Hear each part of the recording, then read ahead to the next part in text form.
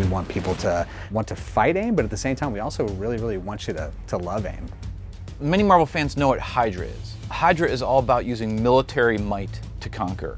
AIM is all about science. AIM starts off very noble. They believe that they can offer the world an alternative to the superheroes. As AIM, it's all about science and logic, and it doesn't make sense to have these people who are above everyone else, so we should neutralize that. That makes a dangerous world for the Avengers. So after the disaster of A-Day, the superheroes are outlawed, and AIM sort of steps in and fills that vacuum. To the public, AIM is helpful, and they're bringing tomorrow's technology today. But then, as you investigate things with Kamala and the Avengers, and you go to some of the AIM headquarters, that's where you start getting into the black heart of AIM. They have invented technology that is so epically powerful, and AIM consumed all of Stark Industries after the events at A-Day, so they have access to technology, to insights, and since they work with the Avengers, they also know their weak points. So to make sure that AIM is as insidious as they should be, we really studied their first appearances. Comics are always the first step. So that core DNA basically influences every aspect of the design process that Crystal does.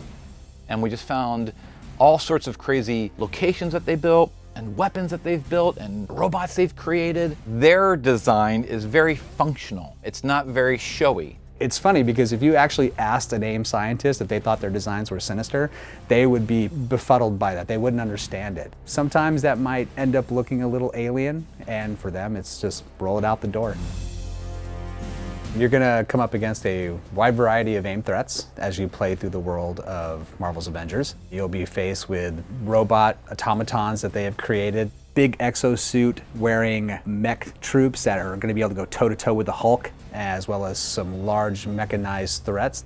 But no AIM experience would be complete without the classic beekeeper. Because they wear these kind of helmets that look like beekeeper helmets.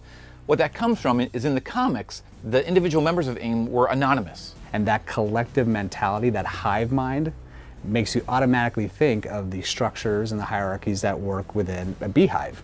That honeycomb shape seemed like the perfect way to express the ideals of AIM, so we try to bleed it throughout the design of AIM wherever we can to help provide both texture and architectural detail in their structures.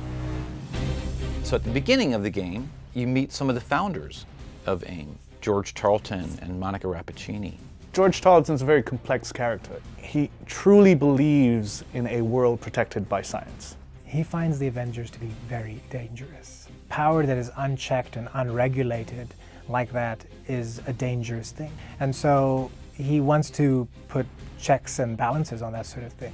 You may not agree with his methods, but at least if you can understand where he's coming from, for me that's a victory.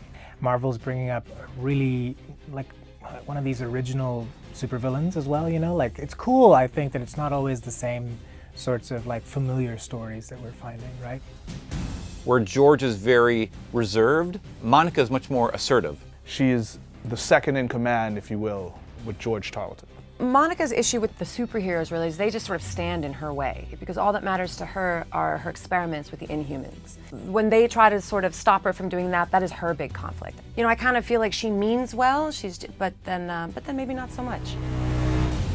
We wanted to really poke at these kind of serious ideas of what is the dangers of science? How can technology be a positive thing and how can it be a negative force? AIM is an essential part of our original story that we at Crystal Dynamics have been, working so hard to create. With anything Marvel, it's all about understanding who they are at their core. When it comes to AIM and Marvel's Avengers, it's all about looking to the past, but then bringing that to the future.